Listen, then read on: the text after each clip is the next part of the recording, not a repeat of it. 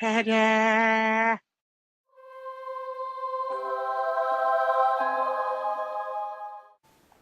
For this 3-minute rules, we will be looking at the movement phase and the third sub-phase of the movement phase, compulsory moves. More specifically, we will look at rally fleeing units. This can be found on page 24 of the large 8th edition rulebook. For the most part, players have full control to move their units around as they wish. However, sometimes the player has no control over the movement of their troops, and we refer to this as compulsory moves. Now, all compulsory movement is carried out after charges have been resolved, but before other movement takes place. Fleeing is now the most common type of compulsory move, and fleeing needs to be resolved before all other compulsory moves. In this case, we have the dwarves here. We'll say they have won a combat, taking 2 wounds against the high elves, sword masters of Hoth, and they have in fact fled. I like to use a marker, in this case a red one, to show that this unit is in fact fleeing. Let's imagine now that it is the high elf player's turn and is the compulsory move sub-phase. This player now is able to pick any one of its units to try and rally, and we will pick this one right now. And what we can do then is move on to take a normal leadership test here with a leadership of 8.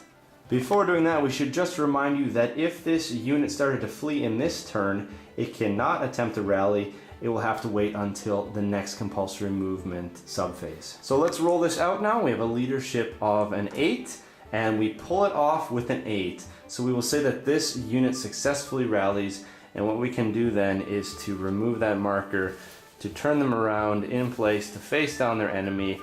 And in fact, in this case, I would like to put on a new marker, a yellow marker, a golden marker, to show that they are newly rallied. Were we to fail this leadership test and roll something like a 10, we would then be required to continue to flee, and we would roll another 2d6. In this case, we would move another 9 inches in this direction. So what we would do is we would put down our measuring device, and we would measure out 9 inches and move our fleeing units that much further. Regardless of what happens, this unit will have to give up all other movement and shooting for the rest of that turn.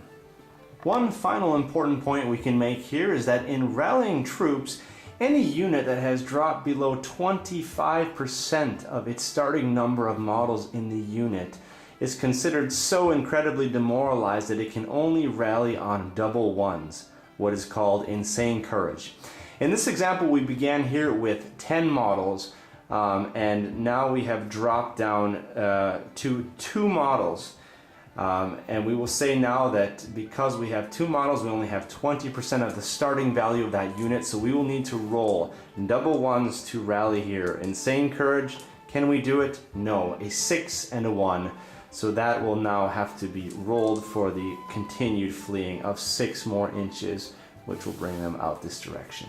Insane courage is of course difficult to roll, but not impossible, and therefore it is still worth the attempt. In conclusion, we may note that on page 95 of the rulebook, it notes that if your unit has a musician, such as this one, you are given a +1 to your leadership rolls when trying to rally your troops. In the case of the high elves, that would bring our leadership roll up to a 9 for success. With that, we conclude our discussion here of the movement phase and the sub-phase, the compulsory moves, and rallying fleeing troops. Thank you for joining us here at Grey Army Gaming, where Grey can always play.